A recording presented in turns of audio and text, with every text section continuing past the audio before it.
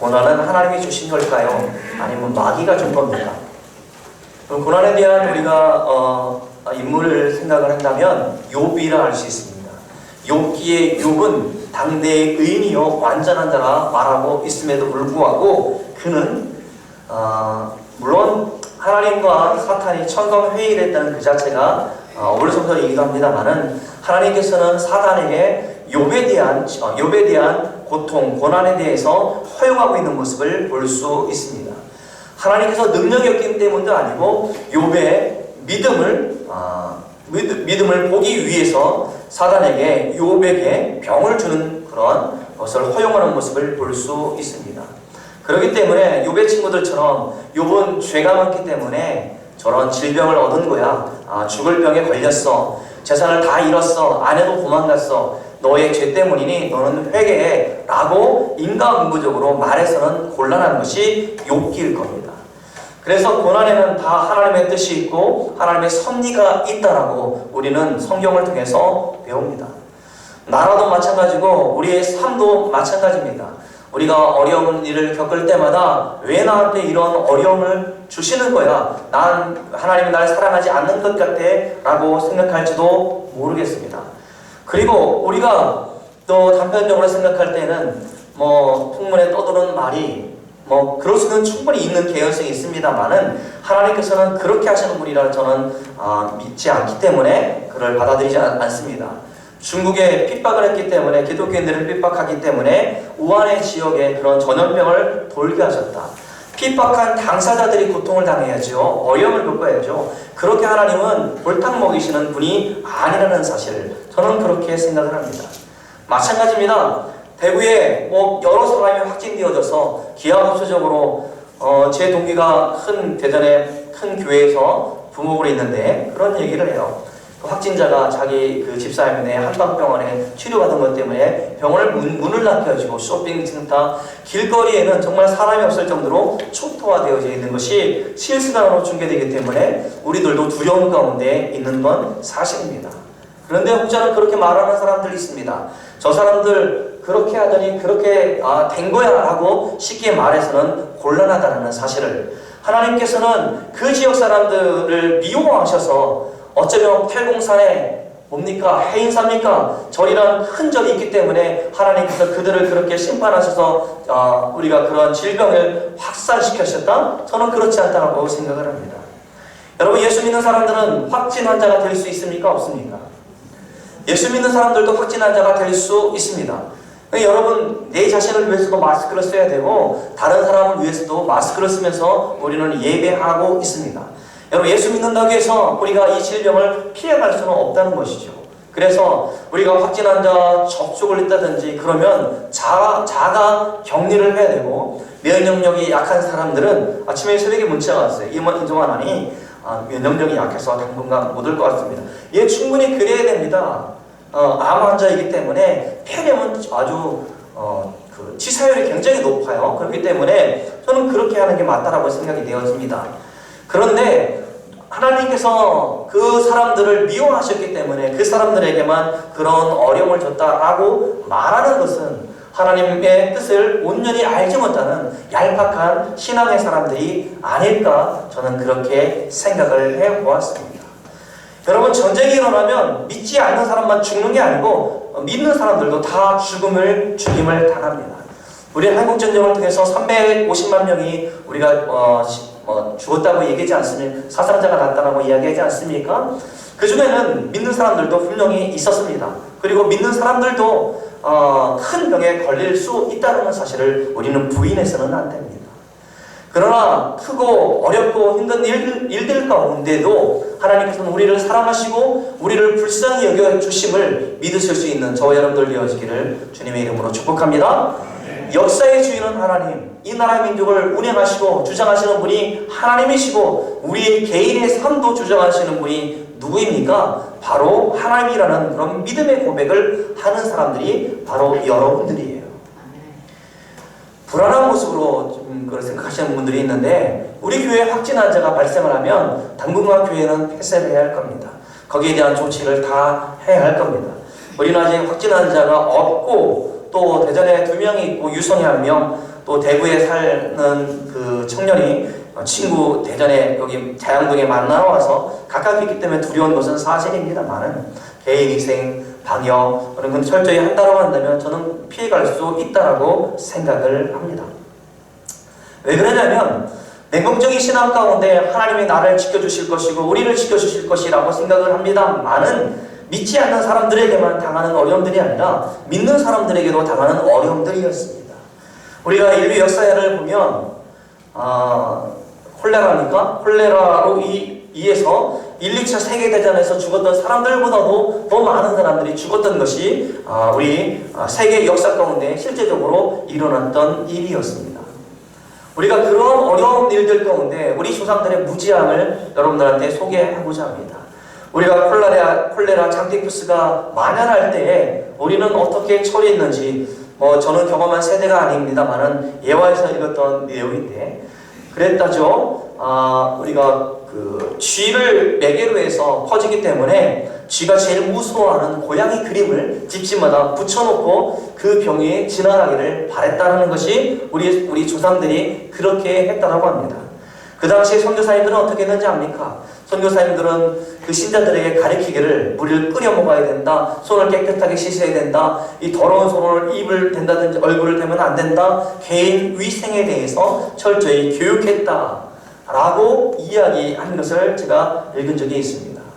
여러분, 무지몽매이기 때문에 어떤 지식이 없기 때문에 그런 바이러스에 대한 정보가 없기 때문에 우리는 미신에 의존했고 아마 그때 장사 잘 됐을 겁니다. 무당 장사 잘 됐을 거예요. 푸닥거리 많이 했을 거고요. 점치는 사람들도 많았을 겁니다만은 우리가 미신에 속박되어져 있었기 때문에 우리는 잘 몰라서 그랬습니다. 그러나 외국 선교사들은 알고 있었습니다. 그 장티푸스가 콜레라가 어떻게 치료되어지는 과정들을 알고 있었기 때문에 신자들을 그렇게 가르쳤다는 것이죠. 저는 이런 생각을 해봤어요.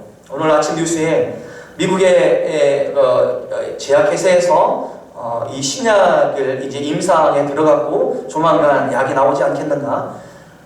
에볼라 바이러스입니까? 그 약을 응용해서 그렇게 진행한다는 소리를 들었습니다만은 여러분 이 질병은 하나님께서 우리로 하여금 그 질병을 이겨낼 수 있도록 지혜를 주시는 줄로 믿을 수 있기를 주님의 이름으로 축복합니다. 여러분 그래서 온 정부가 온 힘을 기울일 때 국민들도 협조를 해야 돼요. 신천지 집단이 왜 욕을 먹는지 압니까? 간주기 때문에 그렇죠. 그 명단을 공개하지 않았기 때문에 그렇죠. 여러분 하루에 몇백 명씩 이렇게 나타나는 것은 여러분 우리나라가 방역 시스템들이 잘 되어 있어서 그만큼 그런 인력들이 그 대구 지역에 다 투영되어져서 조사를 했기 때문에 아시죠 여러분? 6시간이면 진단이 나온다면서요. 또 진단키트 또 새로 개발되는 것은 1시간이면 결과가 나온다라고 이야기를 합니다. 그러니까 방역에 그렇게 힘썼기 때문에 확진자들 중증 환자들부터 검사를 하니까 지금 무더기로 쏟아져 나오는 것 아니겠습니까? 왜 욕을 먹냐면 그것을 감추고자 하기 때문에 그래요. 그러니까 온 정부와 국민이 합심해서 이 어려운 시대를 우리가 헤쳐나가야 되는 것이 하나님께서 우리에게 주신 지혜라 저는 확신합니다. 이길 수 있게 하시고요. 이 질병들 가운데도 두려움 없이 또 공포 가운데 있는 것이 아니라 잘 하나님께서 우리 사람을 통해서 지혜를 통해서 성령께서 함께 해주셔서 이 모든 어려움들이 지나갈 것을 확신할 수 있는 저와 여러분들 되어지기를 축원합니다. 그래서 마스크 벗고 다니지 마시고 사람 많을 때는 쓰고 다녀야 되지 않습니까? 개인위생은 철저히 하는 게 지혜예요. 지혜. 하나님께서 우리에게 주시는 지혜란 말입니다. 하나님께서 역사의 주인이라는 사실을 오늘 성경 본문을 통해서 다시 한번 살펴보고자 합니다. 오늘 느헤미야서 에스라 느헤미야는 배경은 이렇죠. 북쪽 이스라엘도 망했고요. 남쪽 이스라엘도 망했습니다. 그래서 포로로 바벨론 제국의 귀족들, 왕족들, 많은 유력한 사람들이 포로로 끌려갔습니다. 포로로 끌려갈 때 예언했던 선지자가 누굽니까? 예레미야 선지자예요. 예레미야 선지자가 뭐라고 예언을 하고 있습니까? 우리가 죄 때문에 우리가 나라가 망할 것이고 포로로 끌려갈 것이다. 그러나 하나님께서는 우리를 버리지 아니하시고 우리를 하여금 다시 돌아올 수 있도록 해주시겠다라고 예언했던 선지자가 바로 누굽니까? 예레미야 선지자였습니다. 그 예언처럼 포로로 끌려가 있던 이스라엘 백성들 가운데 1차적으로 수룹바벨의 지도하에 그들이 예루살렘, 이스라엘로 돌아왔습니다. 그들이 제일 먼저 했던 일들은 성전을 재건하는 일들이었습니다. 하나님께서는 역사의 주인이라고 말씀해 주었는데 바벨론 제국 아예 고하에 있다가 그들이 수르바벨의 인도하에 총독으로 1차로 예루살렘에 왔을 때 성전을 건축할 수 있는 모든 재물들, 기명들, 성전 기구들을 보냈다는 것을 우리는 잘 알고 있습니다. 물론 성전을 건축할 때 중간에 그 땅에 살고 있었던 다른 나라의 잡족들, 혼합되어 있던 사람들이 조서를 올려서 이것은 부당하다고 해서 수년간 공사를 못하고 있었습니다만은 어쨌든 하나님께서 도우셔서 성전을 완성할 수 있었습니다. 그게 제2차 성전 수르바벨 성전이었습니다. 감격 가운데 하나님을 예배할 수 있었음에도 불구하고 그들은 그렇게 감격 가운데 지속되지 못했습니다. 왜냐하면 성전을 보호하고 있는 성벽이 회파되어지고 무너지고 망가져 있었기 때문에 온전히 성전을 중심으로 신앙생활할 수 없었습니다. 그때 느헤미야는 고향의 소식을 듣고 울면서 하나님께 기도하였고 하나님께서는 왕의 마음을 움직여 주셔서 느헤미야를 총독으로 보내서 성벽을 재건하라 라고 하신 내용이 오늘 본문의 내용이고 느헤미야 전체의 이야기입니다. 예루살렘 성벽이 회파되었다는 소식을 듣고 느헤미야가 하나님의 인도 가운데 세 번째 귀환하는 사람들과 함께 돌아왔고 예루살렘에서 성벽을 재건하는 모습을 볼 수 있습니다. 성벽을 재건하면서 가장 먼저 했었던 일들은 성별하는 일이었습니다. 이것은 그가 예루살렘 성벽을 확장된 성전의 일부분으로 여겼고 또 하늘 대왕의 도시로 예루살렘을 재건하겠다는 그런 마음이 있었기 때문에 그렇습니다. 물론 성전을 재건하는 것처럼 성벽을 재건할 때에도 많은 어려움들이 있었고 방해자들이 있었음에도 불구하고 하나님께서 극적인 도우심에 힘입어 16년동안이나 방치되어져 있던 성벽이 단 52일 짧은 기간 안에 예루살렘 성벽이 재건되었다는 사실이 오늘 느헤미야의 이야기입니다. 그러면서 에스라, 느헤미야 성경을 통해서 진정한 하나님의 칩이 완성되었음을, 재건되었음을 이 성경을 읽는 사람들 가운데 선포해주고 있고 이제 여호와 중심 신앙을 회복할 것을 촉구하고 있는 성경이 에스라, 느헤미야 성경입니다. 그래서 오늘 8장 9장에 보면 성벽과 성전을 재건 후에 모든 백성이 수무라 광장에 모여서 에스라의 인도에 따라서 율법을 배우고 율법대로 살기로 서약하는 모습이 8장 9장에 나와 있습니다. 그리고 재건된 하나님의 집에서는 무엇보다 말씀이 중요하다는 사실을 우리에게 보여주고 있는데 이스라엘 언약 공동체는 이제 율법대로 살기로 서약을 하였고 그럼으로써 하나님의 집을 다시는 훼손하거나 버리지 않겠다라고 약속하고 있는 것이 느헤미야 10장의 말씀입니다. 11장에 이르러서는 이렇듯 언약을 다 하고 율법을 준수하겠습니다. 하나님의 집을 버리지 않겠습니다. 맹세한 사람들만이 예루살렘 거룩한 성 예루살렘 성에 들어올 수 있다라고 그렇게 단언하여 선포하고 있습니다. 그리고 언약갱신을 다 한 후에 성전 봉헌을 준비합니다. 성전 봉헌을 준비했던 내용이 12장 13장의 말씀입니다. 그리고 오늘 7절에 나와 있는 것처럼 레위인들, 노래하는 사람들을 불러 모으고 제사장, 레위인, 백성들뿐만 아니라 성문과 성까지도 성결하게 하기 위하여 지금 의식을 준비하고 있는 모습을 볼 수 있습니다. 백성들을 두 무리로 나누어서 예루살렘을 순례하여 기쁨이 넘치는 축제의 시간을 보내는 것을 13장에서 볼 수 있고 그렇게 성전 봉헌이 완료되었다라는 것이 에스라, 느헤미야의 전체의 이야기입니다. 그러니까 바벨론 포로에 가 있던 사람들이 하나님의 약속해 주었던 것처럼 포로 가운데 돌아왔고 그들이 성전을 재건하였고 성벽을 재건하였고 하나님께 봉헌한 후에 이 모든 것이 하나님의 섭리였습니다 라고 말씀해 주고 있는 것이 느헤미야, 에스라 성경입니다. 그러니까 포로로 끌려간 것도 하나님의 섭리 가운데 있었고, 포로에서 돌아온 것도 하나님의 섭리 가운데 있었고, 성전도 성벽도 재건하는 것도 하나님께서 도우셨다, 하나님의 모든 섭리였다라고 그렇게 고백하고 있는 겁니다. 그런데 여러분, 이렇게 언약을 갱신하고 여호와 말씀 중심으로 살겠다라고 다짐을 했지만, 사역을 했지만 그들은 어떻게 살았습니까? 성경에 나와 있는 것도 있고 성경에서 말씀해주고 있지 않는 부분들도 있습니다만, 그들은 시간의 지남에 따라서 그들의 신앙은 변질되어져 갔고 어려움 가운데 놓여져 있었던 것이 이스라엘 역사입니다. 우상 숭배로 인해서 그들의 나라가 멸망되어졌습니다. 그리고 포로로 끌려갔을 때에도 그들이 열왕기라든지 역대상하의 말씀을 자기들이 들으면서 우리가 망했던 것은, 우리가 포로로 끌려왔던 것은 우리가 우상을 숭배했기 때문입니다 라는 사실을 그들은 잘 알고 있었습니다.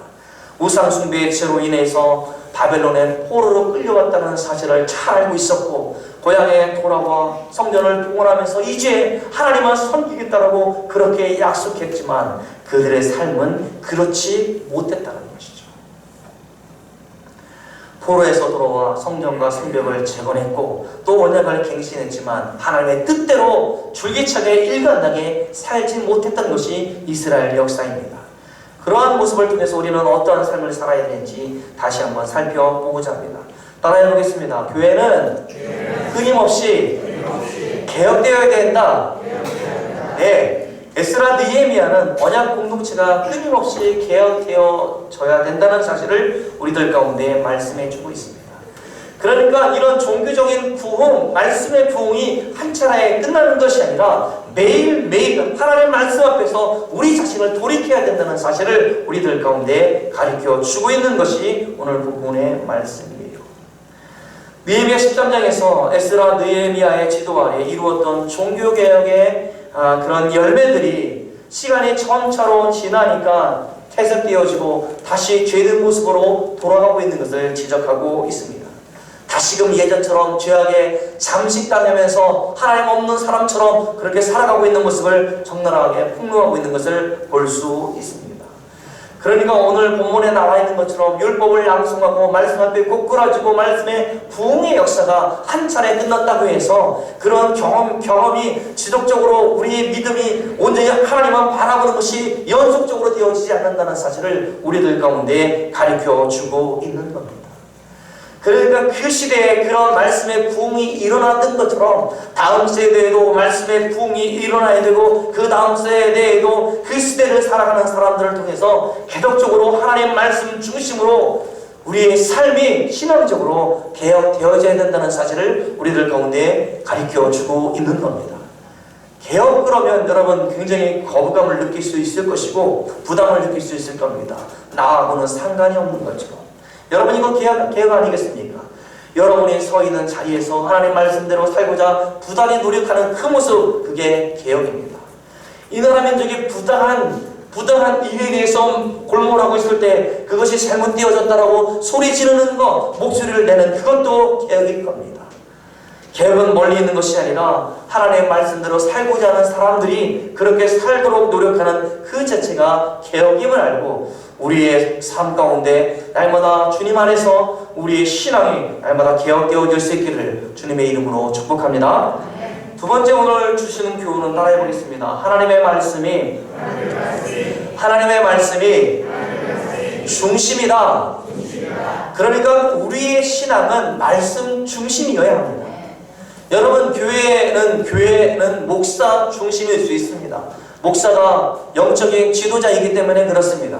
그러나 여러분 신앙생활은 목사가 중심이 아니라 하나님 중심, 말씀 중심임을 기억할 수 있기를 바랍니다. 오늘 에스라 느헤미야를 보면서 하나님을 진정으로 예배하는 삶이 무엇인지에 대해서 진지하게 생각해 볼 수 있습니다. 바벨론 포로 생활을 마치고 성전을 재건하기 위해서 예루살렘으로 돌아오는 사람들은 허락받는 사람들이 아니었습니다. 그들은 정말로 자기들이 70년 동안 여러분 이민 가서 살아보세요. 경제적인 모든 여건을 다 기반을 마련했을 겁니다. 1세대, 2세대 터전을 내렸기 때문에 먹고 살만한 여건들을 다 가지고 있었을 겁니다. 그것을 다 포기하고 고향으로 돌아가는 것은 결코 쉬운 일이 아닐 겁니다. 수백 킬로 떨어져 있는 곳에 광야를 지나고 도적의 위협을 무릅쓰면서 돌아와서 다시 자기의 고향 쪽으로 돌아가서 우리가 하나님 말씀대로 살고자 하는 부단한 노력을 하고자 했던 사람들은 신앙이 약했던 사람들이 결코 아니란 말입니다.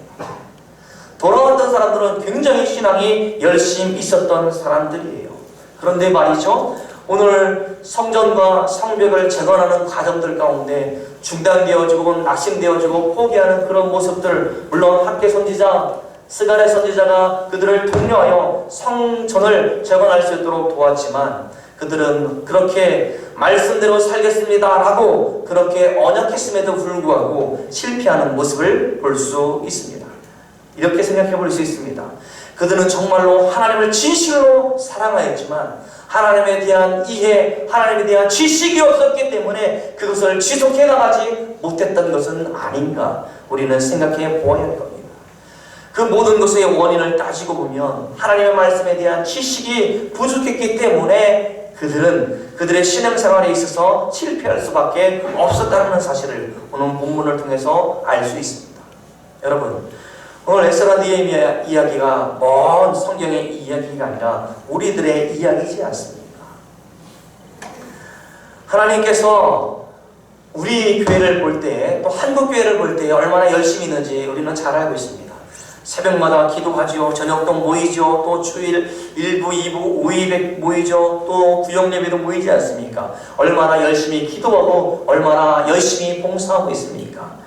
그러나 한국교회 안에 정작 중요한 하나님의 말씀이 부재하다라는 사실은 우리가 진단한 내용이 아니라 우리가 외국에서 신학자들이 모였을 때에 한국교회는 뜨겁지만 하나님의 말씀이 실종된 것 같다라고 외국 학자들이 우리를 그렇게 진단하는 모습을 볼 때에 뼈아프다라고 생각해 보지 않을 수 없습니다. 이게 무슨 말입니까? 우리가 교회 안에서 신앙생활은 열심히 하는 것 같고 우리가 교회 안에서의 모습은 저 사람 신앙이 좋아라고 생각하지만 삶에 있어서는 하나님의 말씀을 떠난 삶이라는 사실을 그들은 지적하고 있는 겁니다. 여러분의 삶뿐이겠습니까?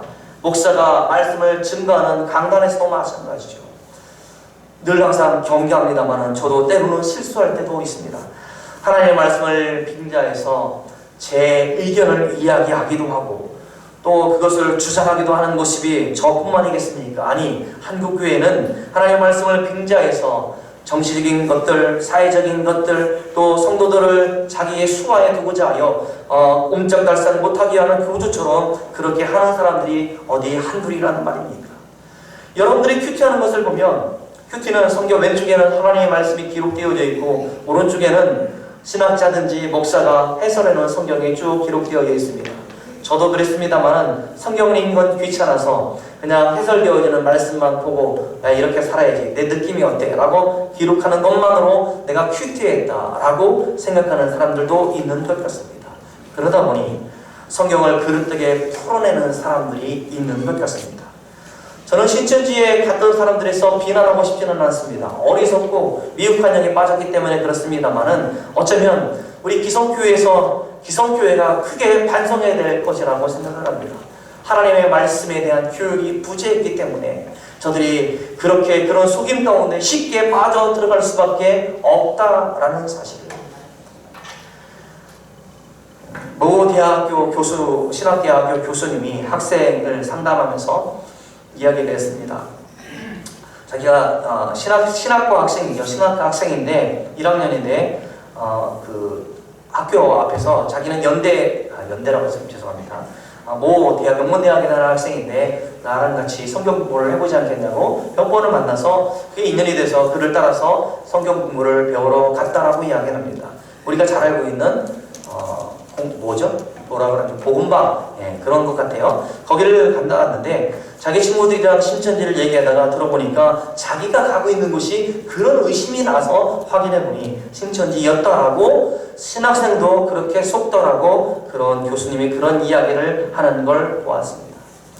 우리가 말씀에 대한 해석, 말씀이 부족하기 때문에 알고자 하나 가르쳐주지 않았기 때문에 그런 훈련들이 안 되어져 있기 때문에 기성 성도들이 그 단체에 많이 휩싸이는 건 아닌가. 그게 우리 교회, 우리 기성교회의 잘못이고 반성해야 될 부분이 아닌가 저는 그렇게 생각을 해봅니다. 아니, 잘 생각해 보세요. 이거는 단순히 목사만의 문제가 아니고 모든 성도들을 막론해서 모든 신자들이 하나님의 말씀을 읽지 않는다는 것이죠. 배우지 않는다는 데 문제가 있습니다. 그런데도 성경을 한 번도 읽지 않으면서 내 신앙에는 아무런 문제가 없다고 생각하는 사람들이 태반이요. 성경을 읽지도 않고 신학을 전공하는 사람들이 있을 뿐만 아니라 목사하면서도 성경을 읽지 않고 목사 노릇하는 사람들도 있는 것이 우리네 현실이지 않겠습니까? 도대체 그들이 믿는 하나님은 어떤 하나님이라는 말입니까?